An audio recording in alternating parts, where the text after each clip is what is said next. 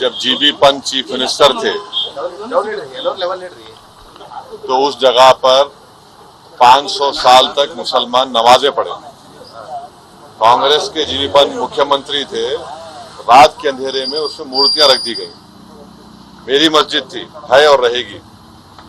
उन्होंने मूर्तियां नहीं निकाले। और फिर वहां पे कलेक्टर थे जिनका नाम था नायर। नायर साहब मस्जिद बंद करा के वहां पर पूजा शुरू कर दिए। और 1950s में नायर साहब जनसंघ के पहले मेंबर ऑफ पार्लियामेंट बने। फिर 1986 में लॉक्स खोले गए, बगैर मुसलमानों को सुने। बूटा सिंह शिलान्यास कर दिए। 6 दिसंबर 1992 को सुप्रीम कोर्ट को ये वादा करके बीजेपी संघ परिवार बाबरी मस्जिद को डिमोलिश कर दिए, शहीद कर दिए।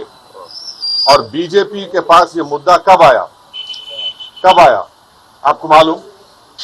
आप लोग मालूम बीजेपी कब उठाई? 1989 में पालनपुर में बीजेपी रेजोल्यूशन पास करी। विश्व हिंदू परिषद जब फॉर्म हुई, जब तो राम मंदिर नहीं था। महात्मा गांधी बोले क्या? महात्मा गांधी इस बारे में बोले, उन्होंने तो बहुत बड़े, उन्होंने तो हे राम बोल के मारने वाला गोली मारा उनको गोडसे, उनके जबान से ही तो निकला था। वो बोले क्या? नहीं बोले। तो ये पूरा एक सिस्टमैटिक तरीके से भारत के मुसलमानों से ये बाबरी मस्जिद को छीन लिया गया। सुप्रीम कोर्ट का यकीनन फैसला है। सुप्रीम कोर्ट हमारे मुल्क की आखिरी एपेक्स कोर्ट है।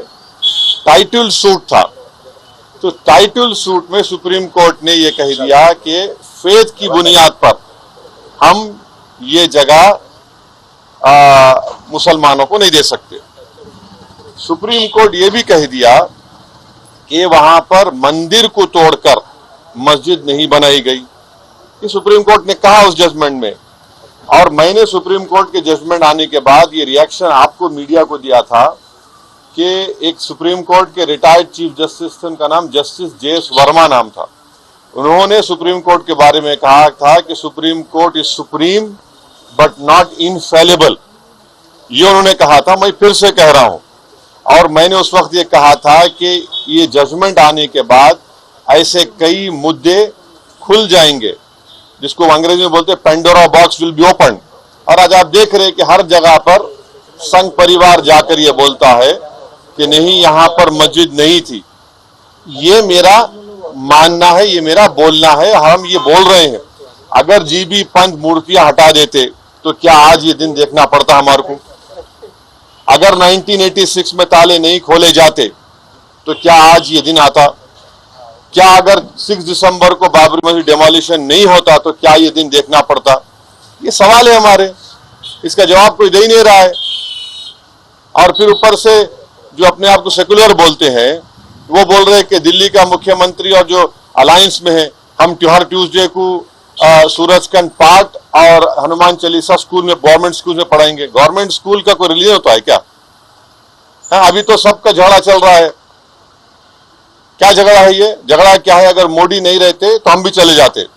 हम उन सबसे पूछ रहे कि बताओ, ये जो मैं बातें कर रहा हूं, 3 इंपॉर्टेंट इंसिडेंट्स बोल रहा हूं। जीबी पंत जब चीफ मिनिस्टर थे 1986, 6 दिसंबर 1992, इस पर क्या बोलना है आप लोगों का? बोलो। कोई नहीं बोलता।